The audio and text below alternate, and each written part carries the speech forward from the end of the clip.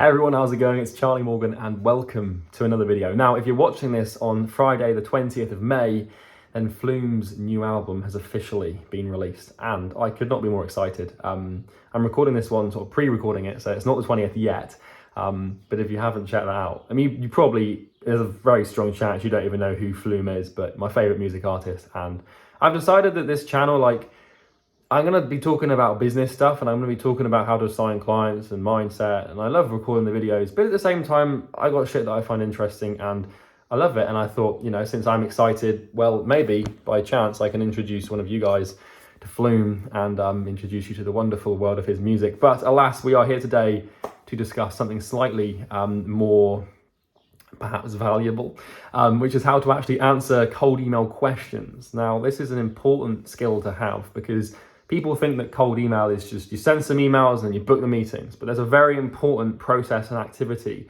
between sending and booking, and that's how to actually answer people's questions. Very important skill. Now, before I hop in, who am I? My name's Charlie. Why should you trust me about cold email? Well, I have been able to scale two businesses, one of them to 7 figures, another one to multi-7 figures, pretty much entirely through cold email and outbound prospecting and cold messaging and stuff like that. The first company is called NorthFlow Consulting. It's a marketing agency, stroke consultant business that we've signed over 350 clients for. The second one is Imperium Agency. We help coaches and consultants and agency owners acquire more clients and have more fun in business. And we've signed over 250 clients, or well, 200, nearly 250. But what have I learned about cold email replying? Because I have developed a philosophy and a perspective that I believe to be unique because, well, nobody else really teaches this stuff. And you can only really learn it through basically having a shitload of positive replies. So let's break this down. You send the cold email, or a cold message, but you send a cold email, let's just keep it simple. You send something cold to a prospect. The prospect may book, but the chances are before they book, they want to have some questions answered. So this is quite common where you send an email and then the prospect lists out a series of statements that denote they want more information about what you do, but they don't want to book a call yet. They don't want to actually commit time and invest time into something that they haven't pre-qualified as an opportunity. And so that's what they're doing, is when they ask these questions, is they're simply pre-qualifying the opportunity to see if it's actually worth their time or not. A lot of people mistake that and they think the questions are actually like this extremely sort of like, oh my God, I've got a meeting lined up here. This is amazing. Like, you've got to realize that this is where the hard work begins, right? Because now what you have to do is build a response that's very specific, and once you've done that response, you don't have to follow up on the person like 8 times before they actually book. So this is really where the hard work starts. But this is, you've sort of crossed part of the finish line because you've got someone to reply. So obviously the first thing to do here is actually get replies. So what I might do is make another video. If you want this video, let me know. I'm going to make another video perhaps on how to actually create email copy that gets replies in the first place. If you want me to do that, I've created like 30 or 40 pieces of copy in my time that I've been able to leverage replies from and improve. So if you want that video, just let me know. I can actually go ahead and show you how I write copy for emails. Just comment something. But how to reply to people. So the thing is you don't want to waste the opportunity, because if you're not very good at cold email, if you're starting out or if you've been doing it for some time but it's still a struggle, positive replies are going to be far and few between, right? So we need to make sure we make the most out of them. So how do we do that? Well, what will happen is the prospect will ask you questions, or they'll say something like, they'll ask a question, but they'll list it as a statement, which could be like, hey Charlie, thanks for reaching out, looks interesting, send over something and I'll have a look, right? What you want to do here is, we don't want to forget the objective. The objective is an appointment.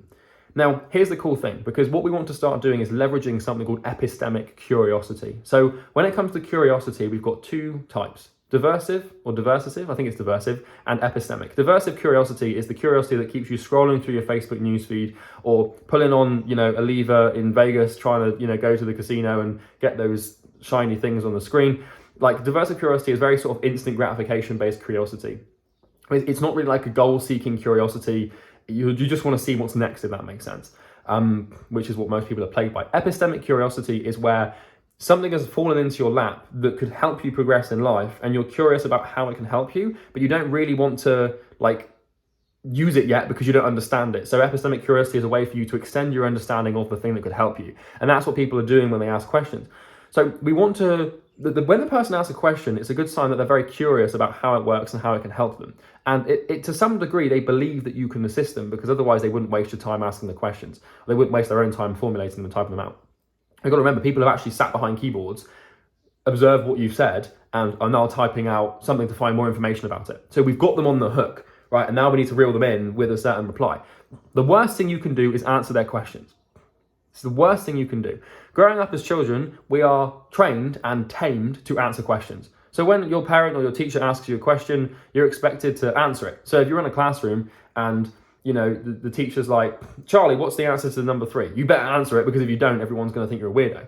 So as children, we're trained to answer questions. So what happens then is, as we move to adults into business, when someone asks us a question like a prospect, our immediate inclination is just to answer it. So that's what people do on cold emails. They answer these questions. The worst thing you can do is answer the question, because when you answer the question, it satisfies the epistemic curiosity that the prospect was using to try and get more information. What we need to do instead is position that the only way for us to answer the question is to have a sales call. But we want to do that in a way that doesn't shake off the prospect's questions. We want to make sure that we're very strategic in the way. It's kind of like judo. You want to sort of let the prospect use their own weight to then book a call. You don't want to force them to do it. They need to sort of do it themselves and fall into it. So the call needs to be their idea. And the way you do this is, when the prospect asks the question, right, which could be like, how much do you charge, or how does it work, or how does your system work, or what's your guarantee? You say, hey John, amazing questions. I'm really glad you asked them. And it's great to see that you're interested in what we do to some degree. What I don't want to do is bore you with a wall of text, right, that would take you, 5 days to read and even digest. What I'd much rather do is explain how this works face to face on Zoom, just so that you can get an idea and any questions answered. This allows me to do what we do proper justice, and allows you to actually build a full understanding, right? Because I don't want you to just be going off the verbatim of some email that took me 5 hours to type out. I'm sure haven't got the time to read that sort of email. If that sounds like a good idea to you, and if you're up for a call, I definitely am, to answer these questions. That's all we're going to be doing on the call, is answering your questions and seeing if it can help you. Let me know, I'll send over a link, right? What we're doing there is, we're saying amazing questions, and what you can do, one of my favorite strategies, is to answer the questions, but very, very, very vaguely. So if the prospect is like, how does your guarantee work? I would be like, it basically works on the premise of ROI. And then you leave it at that. And what that means is we've answered the question, so technically the prospect has got what they want, but they still don't have enough information to really file it away as something that they want to pursue or don't want to pursue. So they kind of have no option but to actually pursue it. Otherwise, this loss aversion will start to kick in, because it seems good, but then they don't understand it. So this is how I do it. So, you start by, the framework, I suppose, is to start by greeting the prospect and saying, hey, awesome to hear back from you, or, amazing to hear from you. I had my fingers crossed you'd reply to this one with these exact questions, right? We just gratify the prospect to make them feel good about asking, because when someone does something we want them to do, it helps to reinforce it, because then they're going to do it again, right? So the worst thing we do is just give them no gratification, but it's like, hey John, gold star for asking this question, or nobody ever thinks to ask that question, and we always find that the best prospects do, so amazing question. Then what we do is we have some sort of line that says, and I can definitely give you the answers, or I'm more than happy to answer them, right? So then they're reading the email, they're like, okay, I've got the question, I've got the answers here. Then you take the questions and you give them very short, vague answers. So you don't just give them really shitty, vague answers. The problem is most people go into too much detail, and then they lose the prospect, they lose the curiosity that was driving them forward. So the prospect's decision to reply and then book the call will be purely out of epistemic curiosity. But as soon as you reply with detail to their questions, you kill the epistemic curiosity that would push them towards actually booking the call. And you might think that's counterintuitive, because you think they won't book without answers, but the truth could not be any different. So we then answer the questions really vaguely, or we say something along the lines of, really looking forward to answering these questions. To tell you the truth, to answer them on email would probably take 5,000 pages of text, and which means you'd have to spend days until you're 60 years old reading. I'm sure you haven't got time for that, right? Some sort of, exaggeration, because we don't want to just say it would take me too long to type this out, or it would take you too long to read. You can just say the last thing I want to do is play email tennis and Chinese whispers with really important information about something that could really help you grow. So let's hop on a call. Now, as the way you position the call should be in their frame. What I mean by that is, you don't say, so I think we should have a call. You say, if you'd be up for it, or if you think it's a good idea, let's have a demo, right? Or if what's another way to phrase that? If it makes sense to you, if it makes sense to get these questions answered, why don't we schedule a demo, right? Or why don't we get together on Zoom to get these questions answered? What do you think? We're not asking them for the call. We're asking them if they think it's a good idea to have a call. There's two very different things there, because if they say it's a good idea to have a call, they're agreeing to the call without actually agreeing to the call. They're just agreeing that it's a good idea, right? And then if they agree it's a good idea and they think it's a good idea, then you can leverage that sort of agreement to then say, hey, well, here's the link. So framework is greeting and gratification of the questions themselves, and then vague answers, or denoting like, I wish I could give you more detailed answers here. However, it would take like 6,000 pages, and I'm sure you haven't got the time or the patience to read a wall of text.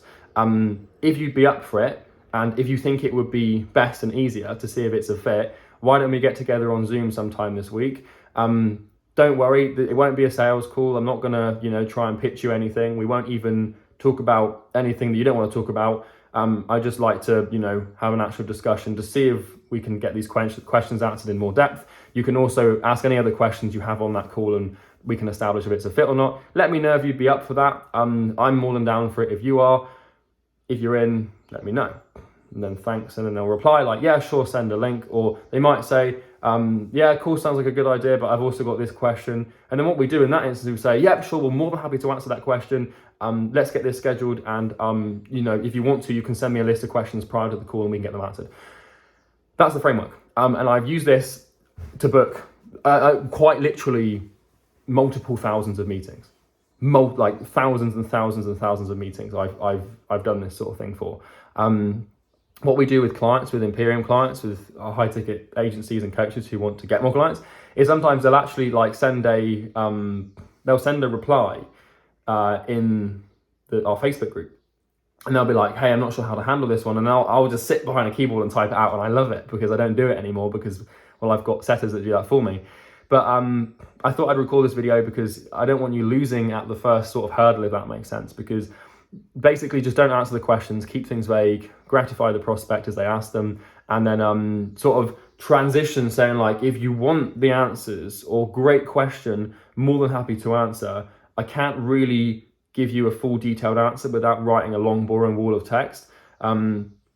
Let's hop on a demo. I know you've had negative experiences with demo calls in the past with people who say they can help you with this thing, but I promise you can leave your card at home. There's no pressure, there's no bullshit. It purely is just, an exploratory call to see if you could be a fit. And then when they book the call, you go through the sales process of like, hey, well, I know you've got a bunch of questions. Before we even hop into those, I'd just like to make sure that we absolutely can help you, because it's my job here to really diagnose to see if we could even be a fit. I sense we will be, but I just want to be sure before I go into, a huge rant about what we do. Can I just make sure you're a fit? They were like, yeah, that's fine, that's cool. They're like, I'd rather just get my questions answered. You say, totally hear you. Give me like 3 questions, literally. You can just qualify them through a couple of questions, but that usually never happens. So that's everything for today's video. I hope you find it helpful. It's a really cool little model, and if you're watching this on the 20th, I will definitely be listening to Flume's new album, and I couldn't be more excited because I've been listening to these little album previews for literally about I've been living off scraps for about 3 months. At the start of the year, he released this song called 2022. It's on his YouTube channel, and is actually like the precursor to the song Palaces, which is the theme of the album. And I was like, oh, I need this album. But here we are 5 months later, basically. And I'm really excited. But anyways, yeah, I feel like, since this is like a YouTube channel, I'm going to talk about business, but like if there's shit going on that I find exciting, like I'm going to share it with you because, well, I feel passionate about it and it's interesting. And I love Flume as much as I love cold emails. So there we go. So that's everything for today's video. Now, if you found this one useful, just subscribe. You can also like the video because there's a button for that, and comment if you have anything to add. In the description, there will be 2 links. The first link is a funnel. Oh my God, scary, right? A marketing funnel. It's designed to sell you something, which is our program that could help you get more clients if you run a high ticket business, right? Service-based business, agency, coach, consultant.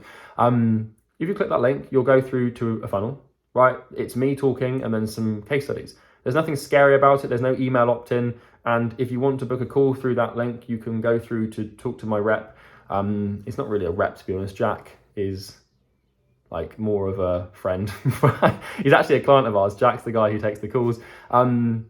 If you do decide to talk to us about how we can help you grow your company, you will not have a one-night stand experience with a high-pressure sales rep, right? We don't use incentive-based pricing. We don't do any bullshit. It's very sort of straightforward. And You can buy the thing if you think it'd be helpful. If you don't think it'd be helpful, you don't have to buy it. Like, it really doesn't matter. But at the end of the day, I would give it a shot and just explore it and give Jack the opportunity to explain it, because that man loves commission, I'll tell you.